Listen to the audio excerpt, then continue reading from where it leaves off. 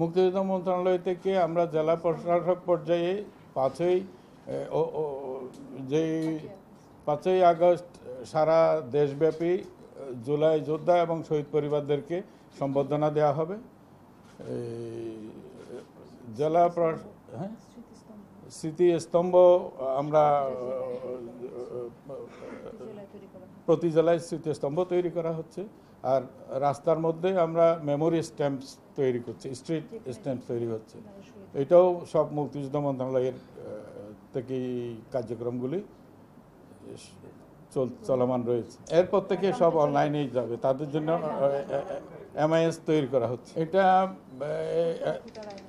এটা অনেক বেশি না, যাদের আছে আমরা তাদের মধ্যে আলাপ আলোচনা করে একটা বলো অ্যামিকেবল সেটেলমেন্ট করা যাবে স্যার। এটা একটা অ্যামিকেবল না, কিন্তু যেটা হলো যে আমাদের উত্তরাধিকার আইন যেটা আছে সেই অনুযায়ী সবাই টাকাটা পাবে আর কি।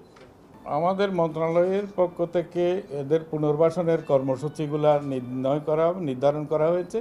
সেই অনুসারে মন্ত্রণালয় যাবতীয় কার্যক্রম গ্রহণ করবে। এই কার্যক্রমের ভিতরে ফ্ল্যাট দেয়া কিংবা চাকরির কোটা দেয়া এইসব বিষয় নাই। পুনর্বাসনের কর্মসূচি আছে।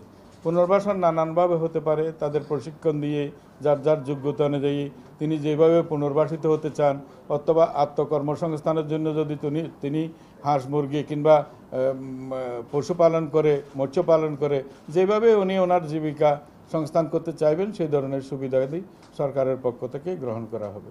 মুক্তিযোদ্ধাদের প্রসঙ্গটা এইখানে না আসাই উচিত। মুক্তিযোদ্ধারা মহান, তাদের অবদান এটা অনস্বীকার্য, এটা সার্বজনীনভাবে চলবে। এটা নিয়ে এইখানে এই প্রসঙ্গটা আসা ঠিক নয়। এটা না এটা ওইভাবে কেউ দেখছে না, এইভাবে আমরাও দেখছি না। মুক্তিযোদ্ধাদের ভাতা তো পেতে তাদের 30-35 বছর লাগছে এইখানেই আসতে। মুক্তিযোদ্ধারা তো ভাতাই পায় নাই 30 বছর ধরে, তার তালিকাই হয় নাই, খবরেই নাই। 2005 সালে শহীদের তালিকা হয়েছে, এগুলো সব রেকর্ডের। তাহলে এত বছর ধরে হইল না কেন? আমি মুক্তিযোদ্ধার প্রসঙ্গটা এখানে আনতে চাচ্ছি না, এটা জুলাই যোদ্ধাদের ব্যাপার, আমরা এই প্রসঙ্গেই থাকি। না কোনো কোটা থাকবে না, কোনো কোটা থাকবে না, তাদের যোগ্য অনুসারে আমরা দেবো। এটা তো অনেক বেশি না, মাত্র সামান্য কয়জন। জি, ধন্যবাদ।